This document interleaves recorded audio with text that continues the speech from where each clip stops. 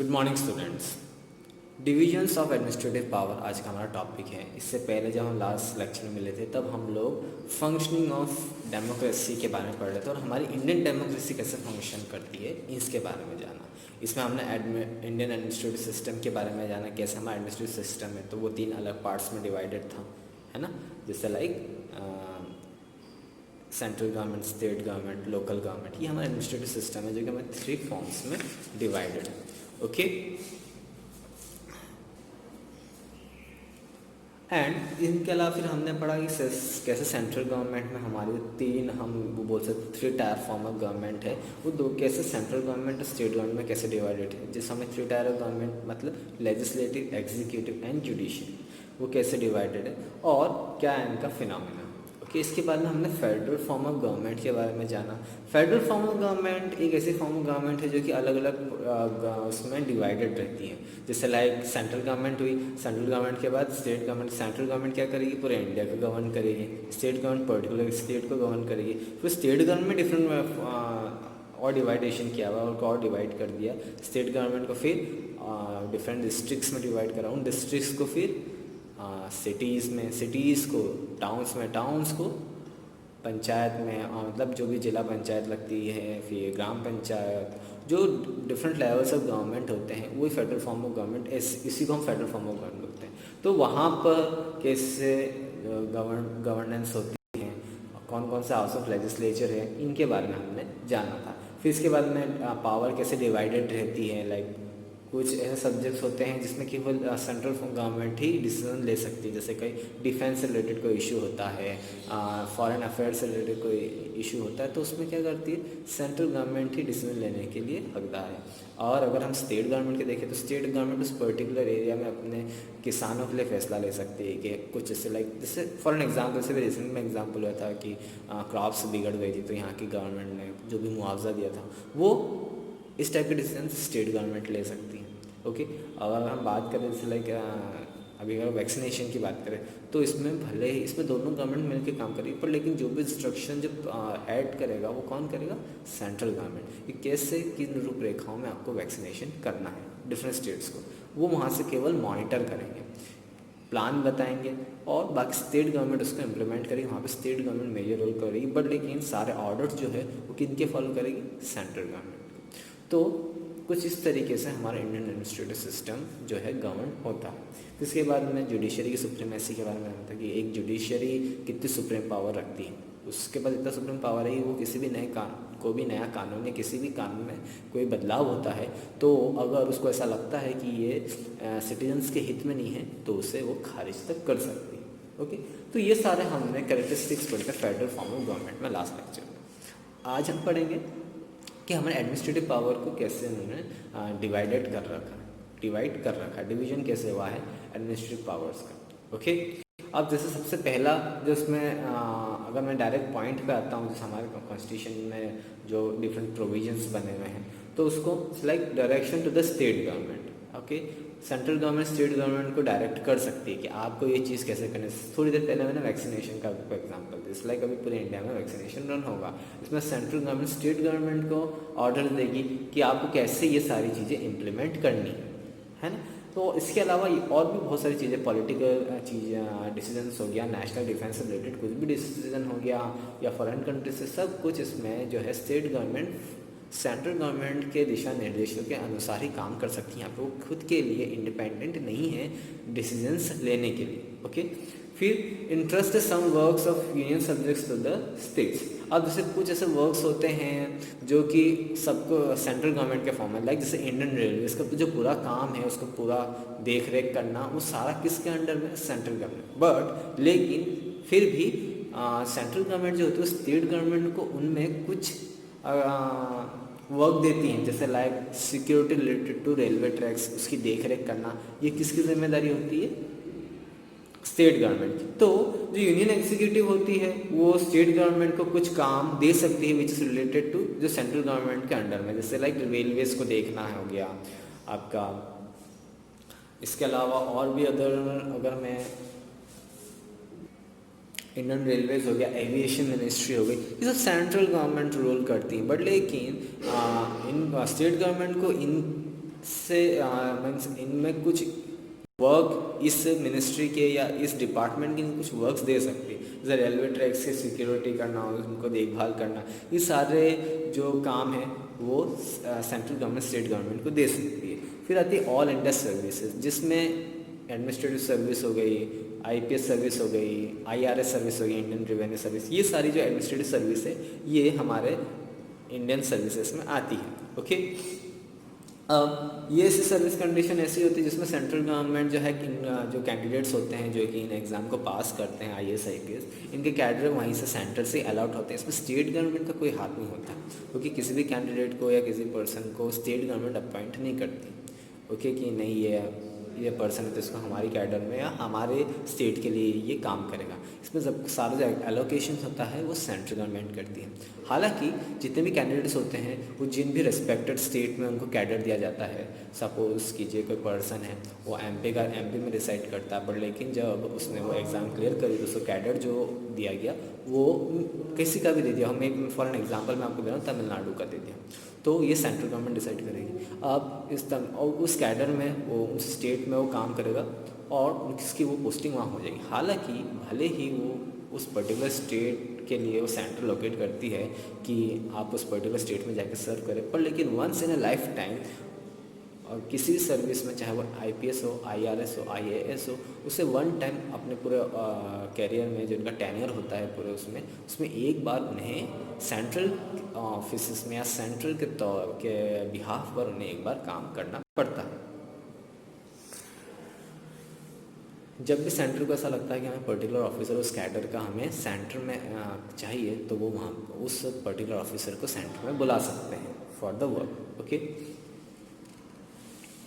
तो इसका मतलब ये है कि सेंट्रल गवर्नमेंट जो है वो स्टेट गवर्नमेंट के ऊपर अपना ज़्यादा डोमिनेंस रख सकती है। Then financial assistance, central government जो है वो स्टेट गवर्नमेंट को फाइनेंशियल असिस्टेंस देती है। हालांकि ऐसे बहुत सारी चीज़ें होती हैं, टैक्सेस कलेक्ट करती है आपके पेट्रोलियम पे, आपके इलेक्ट्रिसिटी पे, house tax, there are various kinds of tax जो कि एक स्टेट गवर्नमेंट लेती है। इसके अलावा भी वो इतना इनफ नहीं होता है, तो जो सेंट्रल गवर्नमेंट है उनको बजट्स का मतलब पैकेजेस के हिसाब से उनको कुछ फंड्स देती है ताकि वो इजीली अपने स्टेट को रन कर सके।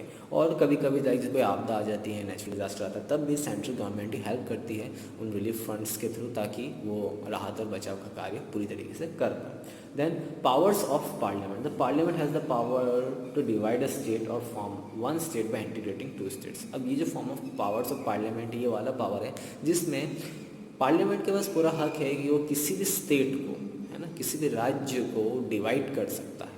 For recent examples like Andhra Pradesh का डिवाइड किया गया था, जिससे 2 अलग स्टेट्स बने थे, तेलंगाना एंड आंध्र प्रदेश। तो ये सारे पावर्स पार्लियामेंट के अंडर है। वो या तो नंबर ऑफ स्टेट्स को इंक्रीज भी कर सकते हैं या फिर उन्हें डिक्रीज भी कर सकते हैं। ओके, दो अलग राज्यों को एक राज्य में मिला के उसे एक राज्य भी बना सकते हैं और एक राज्य को 2 अलग हिस्सों में डिवाइड भी कर सकते हैं। ओके, और बाउंड्रीज ऑफ स्टेट में भी चेंजेस ला सकते हैं। सारे पावर्स पार्लियामेंट्री पावर्स होती हैं। Okay, now make laws on subject mention in the state place. The states have the power to frame laws and administrate them, but this power is not exclusive. The parliament can enact law on state subjects in the following circumstances. अब कुछ जो state government है वो कुछ नियम कानून बना सकती है, पर लेकिन इसमें पार्लियामेंट जो है वो इम्पोर्टेंट रोल प्ले करती है। अगर उससे कुछ ऐसा लगता है तो वो उन लॉज पर रोक लगा सकती है या उस पर हस्तक्षेप कर सकती है। Now in case where Rajya Sabha declares the subject of state list as subject as national importance, किस केस में वो इंटरप्ट कर सकती है, हस्तक्षेप कर सकती है, हमें रोक सकती है अगर कोई स्टेट गवर्नमेंट कोई नया कानून बना रही है, तब जब राज्यसभा के पास पावर होती है कि अगर वो जिस टॉपिक पर वो कानून बना रहे हैं या किसी भी सब्जेक्ट पर वो कानून बना रहे हैं उसका सीधे देश पर असर पड़ सकता है या फिर नेशनल टॉपिक भी हो तो वो हस्तक्षेप कर सकती है और उस कानून पर रोक लगा सकती है। ओके, दूसरा, when the president declares emergency, जब प्रेसिडेंट इमरजेंसी डिक्लेयर कर देता है। इमरजेंसी एक ऐसा टाइम होता है जब जो भी एग्जिस्टिंग गवर्नमेंट होती है उससे उसे खारिज कर दिया जाता है या फिर उसे डिसॉल्व कर दिया जाता है। इंग्लिश में उसे डिसॉल्व करना बोलते हैं। जो भी एग्जिस्टिंग गवर्नमेंट को डिसॉल्व कर दिया जाता है, उनको उस गवर्नमेंट को ख़त्म कर दिया जाता है और देश में इमरजेंसी लागू कर दी जाती है। एक तरीके से यहाँ पे जो रूलिंग जो हेड होगा वो प्रेसिडेंट होगा, उसी के अंडर सारे डिसीजन लेने के हक होंगे। कोई भी पॉलिटिकल पार्टी इसमें इंडिपेंडेंटली डिसीजन नहीं ले सकती, ना प्रोटेस्ट कर सकती है।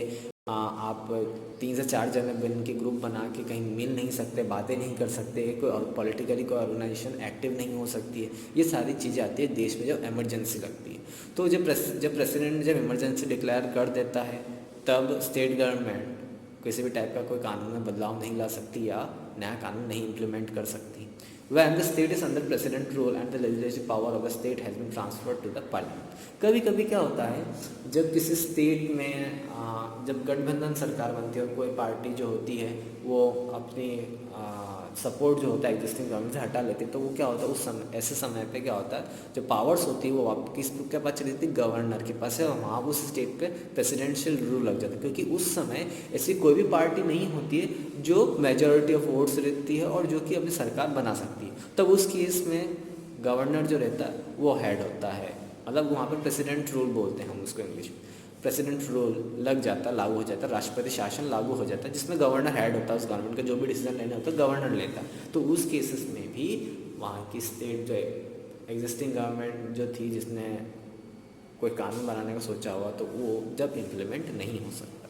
If the state legislative assembly itself passes a resolution that parliament should enact a law on a particular subject। अब अगर स्टेट असेंबली बोलती है कि देखिए हमने एक कानून बनाया और पार्लियामेंट को भी इस कानून को एक्सेप्ट करना चाहिए, तो तब पार्लियामेंट हस्तक्षेप कर सकती है। ओके, अब जो नेक्स्ट टॉपिक है हमारा organs of our government. Okay, हमारे 3 ऑर्गन्स है या फिर 3 टाइप जो फॉर्म ऑफ गवर्नमेंट है वो है लेजिस्लेचर, एग्जीक्यूटिव और जुडिशियल।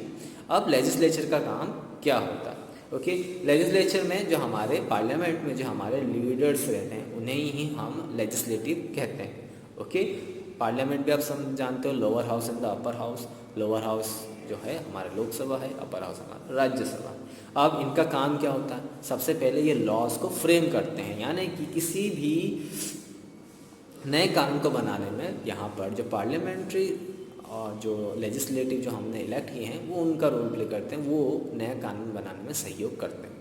ओके, आपने देखा होगा संसद का, अभी कभी आपने कोई वर्किंग देखी होगी जहाँ पर जो स्पीकर होता है वो जब भी कोई नया कानून बनता है तो ये यस और नो में उनसे सहमति मांगता है। वो सारे जो बोर्ड वो मेंबर्स होते हैं वो पहले पार्लियामेंट के मेंबर्स ही उस कानून पर्टिकुलर कानून को फ्रेम करते हैं, उसको पास करते हैं, फिर उसको पार्लियामेंट में लाया जाता है। और तब वहाँ पर अगर जितने भी लीडर्स हैं, अगर मेजॉरिटी वोट्स अगर हाँ के लिए आते तो जब जाके उस पर्टिकुलर जो भी नया कानून बन रहा है उसको पास किया जाता है और फिर उसको दूसरे सदन यानी राज्यसभा में भेजा जाता है। पहले लोकसभा में भेजा जाता है, फिर देन राज्यसभा में। ओके, फिर होता है दूसरे जो इनका काम है कि अमेंडमेंट्स, कि कोई भी पुराना कानून है उसमें कोई चेंज लाना हो तो अमेंडमेंट्स के लिए भी हमारा पार्लियामेंट या फिर हमारा लेजिस्लेचर ही रिस्पॉन्सिबल होता है। वो समय के अनुसार जो भी जैसी नीड्स होती है उसके हिसाब से ये लोग कॉन्स्टिट्यूशन में कोई चेंजेस लाते हैं। किसी भी कानून में चेंज लाना उसको हम अमेंडमेंट बोलते हैं। थर्ड आता है administrative function. The legislature also discharge the important function of exercising control power over the executive. In the parliamentary form of government executive is responsible to the legislature, thus legislature exercise control over the executive। अब कोई भी दिशा निर्देश देता कौन है? Select कानून बनाए, उन्होंने कानून बना दिया और वही लेजिस्लेटिव हमारे सांसद, हमारे जनप्रतिनिधि भी होते हैं।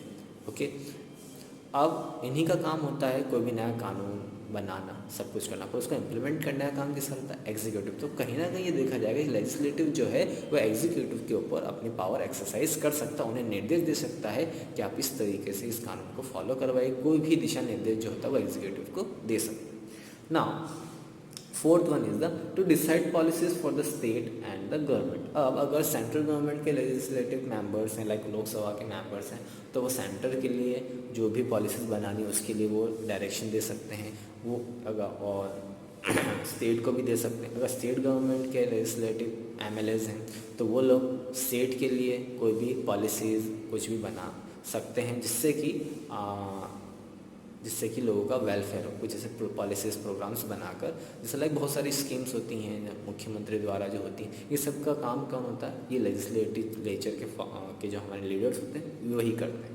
ओके, और जो भी फॉर्मुलेटेड पॉलिसी बनती है उसको सैंक्शन करके किसको ये जिम्मेदारी जाती है, एग्जीक्यूटिव को, कि इस पर अमल किया जाए, उस पर लोगों को ज़्यादा से ज़्यादा इसका फ़ायदा मिल सके, इस बात का ध्यान कौन रखते हैं, the executives. Okay, then comes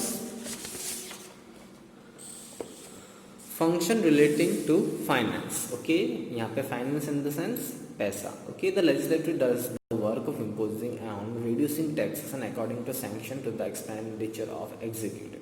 अब इसका मतलब है लेजिस्लेचर डिसाइड करता है कि हमें टैक्स बढ़ाने चाहिए, घटाने चाहिए, कितना अमाउंट हमें पर्टिकुलर जो भी हमने पॉलिसी जो हम लाने वाले उसमें पर कितना अमाउंट लग जाएगा, कितना खर्च होना चाहिए, ये सारा बजट कौन डिसाइड करता है, लेजिस्लेटिव।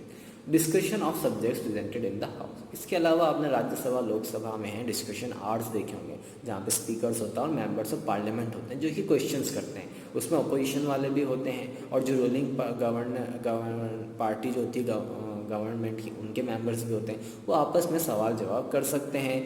अपोजिशन पूछ सकता है कि आपने इस कॉन्स्टिट्यूशन में आपने क्या वेलफेयर किया, हमारी कॉन्स्टिट्यूशन जहाँ पर हम जीते हैं वहाँ पर हमें इस चीज़ की असुविधा है, उन सुविधा को कब तक उपलब्ध कराया जाएगा, ये सारे डिस्कशन आपके पार्लियामेंट्री हाउस में होते हैं।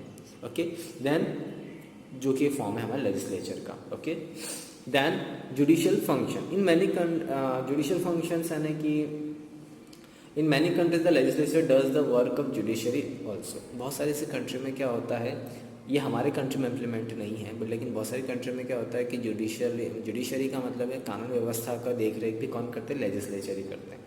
तो हालांकि यहाँ इंडिया में इसका इम्प्लीमेंट नहीं किया जाता। यहाँ पे जुडिशरी अलग है, जहाँ पे हमारे कोर्ट्स हैं, पुलिस ऑफिसर्स हैं जो कि कानून व्यवस्था को बनाए रखने के लिए रिस्पॉन्सिबल है।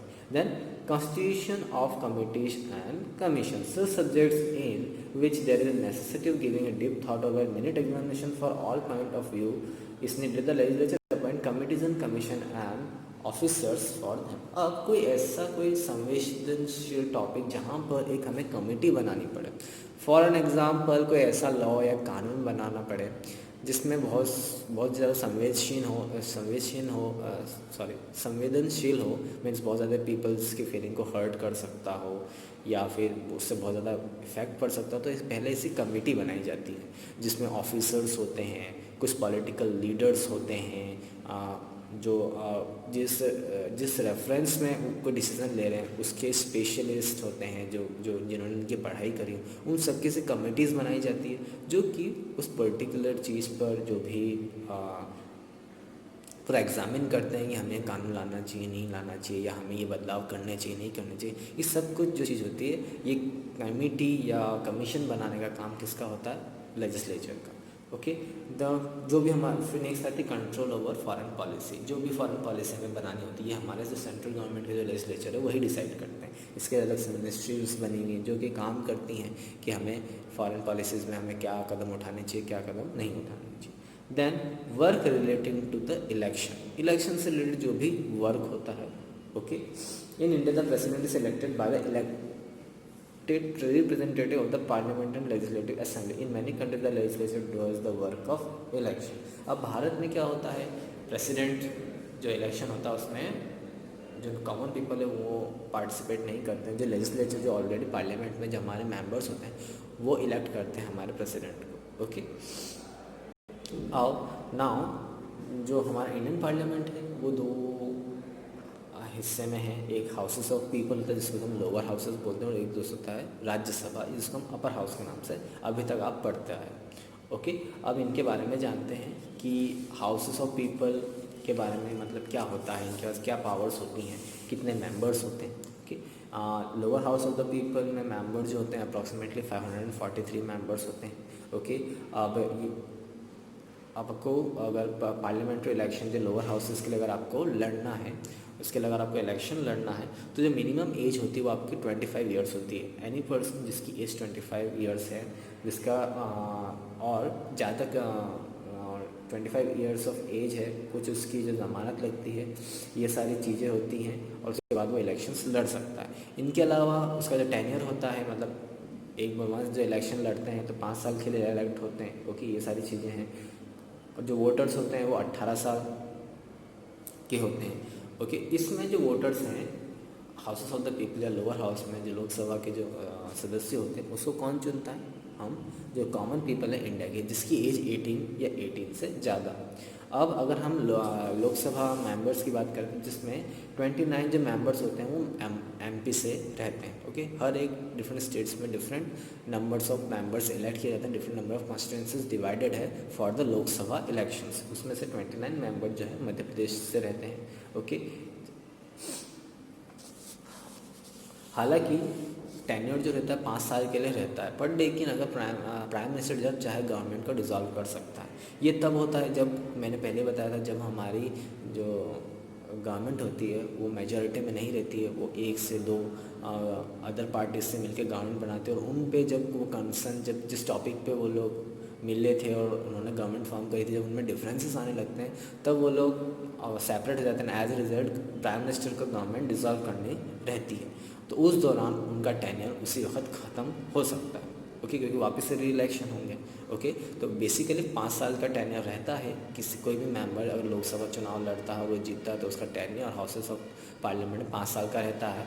बट इफ़ अगर गवर्नमेंट डिसॉल्व होती है तो उसका टेन्योर वहीं ख़त्म हो जाता है। ओके, अब जो हमारे लोकसभा जो हाउस होता है उसमें एक स्पीकर भी होता है जो कि सारी चीज़ों को लुक करता है कि वहाँ पे प्रॉपर प्रोसीडिंग्स हो रही है कि नहीं, क्वेश्चन आवर्स जो होते हैं वो प्रॉपर हो रहे हैं कि नहीं। एक तरीके से डिसिप्लिन मेंटेन करने का काम स्पीकर का होता है। और जो भी क्वेश्चंस आते हैं पहले स्पीकर के पास आते हैं, फिर वो उन्हें अनाउंस करती है कि question number this and this, किसने ये किया है प्लीज़ अपना क्वेश्चन पूछिए, और जिसको ये आंसर देना है उनका नाम लेती हैं, और टाइम टू टाइम जो भी प्रोसीडिंग्स होती है पार्लियामेंट की उसको करवाने का काम जो स्पीकर होता है उनका होता है, और डेप्यूटी स्पीकर होते हैं उन्हीं के होते हैं। अब जो स्पीकर्स और डेप्यूटी स्पीकर्स होते हैं ये भी उन्हीं मेंबर्स में से होते हैं लोकसभा चुनाव जिन्होंने लड़े हैं और जो इलेक्ट हुए हैं वही स्पीकर्स होते हैं। उनको नॉमिनेट कौन करता है? उस जो 543 पीपल्स हैं हमारे पार्लियामेंट में, लोकसभा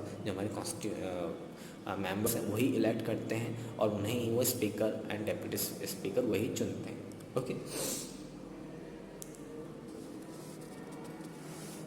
अब इसके लिए कोई एलिजिबिलिटी जैसे रहती है कि आप क्वालिफ़िकेशन क्या रहेगी अगर आपको लोकसभा चुनाव लड़ना है, तो उसके लिए पहला सबसे पहले सिटीजन ऑफ इंडिया होना चाहिए, 25 साल की एज होनी चाहिए। ओके, किसी भी सेंट्रल या स्टेट गवर्नमेंट में उसका किसी भी टाइप का ऑफिस नहीं होना, मतलब एक तरह का किसी डिपार्टमेंट में वो नहीं होना चाहिए जहाँ पे उसको वो फ़ायदा करवा सके, कोई प्रॉफिट नहीं अर्न कर रहा हो सेंट्रल या स्टेट गवर्नमेंट के किसी ऑर्गेनाइजेशन से। ओके, इसके साथ साथ या फिर किसी भी टाइप का उस पर केस ना चल रहा हो, जो कि या फिर उसकी मेंटल हेल्थ अच्छी ना हो या पागल हो, है ना, इस टाइप ऐसे पीपल जिसका मानसिक संतुलन सही नहीं हो, वो लोकसभा चुनाव नहीं लड़ सकता। ओके, इनके अलावा अगर इलेक्शन कमीशन या बाय लॉ ऑफ पार्लियामेंट अगर कोई पर्सन डिसक्वालीफाई कर देते हैं तब भी वो इलेक्शन नहीं लड़ सकता। ओके, अब कुछ ड्यूटीज़ होती हैं स्पीकर की, वो क्या होती हैं इनके बारे में जानते हैं। सबसे पहले प्रॉपर जो सिटिंग होती है कि सारे मेंबर्स आ रहे हैं कि नहीं, जो क्वेश्चन आवर्स हो रहे हैं जिनमें पर्टिकुलर क्वेश्चन जिस मेंबर से कैंडिडेट से पूछा गया है वो प्रेजेंट है कि नहीं, कितने आ रहे हैं नहीं आ रहे हैं, they are either attending the houses proceedings और नॉट। जो भी बिजनेस कंडक्ट होता है ना, जो भी बातचीत होती है उनको कंडक्ट करवाना, हाउस में पीस डिसिप्लिन मेंटेन करवाना, कोई अगर बिल पास हो रहा है ना, कोई भी नया कानून लागू हो रहा है तो उसको लागू करवाना, उसके लिए वोटिंग करवाना, ये किसका काम होता है? स्पीकर का काम होता है। कमेटी अगर कोई बनानी होती है, कोई ऐसा कानून बनाना होता है जिसमें नंबर ऑफ़ पीपल्स की राय की ज़रूरत है, जिसमें एक्सपर्ट्स की ज़रूरत है, ऑफिसर्स की ज़रूरत है, या फिर जो वेरियस डिफरेंट जो क्या होता है, कभी कभी कोई लॉ बनाना होता है तो उसमें हमें अपोजिशन पार्टी के लीडर्स को भी लेना पड़ता है फॉर द डिस्कशन, तब जाके लॉ बनते हैं, तब जाके कोई बिल बनता है। तो ये सारी चीज़ें जो होती है ये सब कमिटीज़ बनाने का काम किसका रहता है? स्पीकर ऑफ द हाउस का। इनके अलावा जो जितने भी राइट्स हैं मेंबर के, उनको राइट्स को प्रोटेक्ट करना, और टाइम टू टाइम डिस्कशन के लिए जो टाइम एलोकेट किया जाता है, कभी कभी बहुत ज़्यादा बहस हो जाती है तो उन डिस्कशन को वहीं रोक दिया जाता है, फिर एक नया टाइम दिया जाता है कि इस समय वापस हम रिज्यूम करेंगे डिस्कशन। ये सारी चीज़ें जो है एक स्पीकर की सारी फॉलोइंग ड्यूटीज़ होती हैं। इन केस जो अगर स्पीकर जो है वो एब्सेंट रहता है तो उसकी जगह पर डेप्यूटी स्पीकर जो होता है वो पार्लियामेंट हाउस के सारे कामकाजों को देखता है। ओके, आज के लिए इतना ही, नेक्स्ट लेक्चर में इसका कंटिन्यू करेंगे।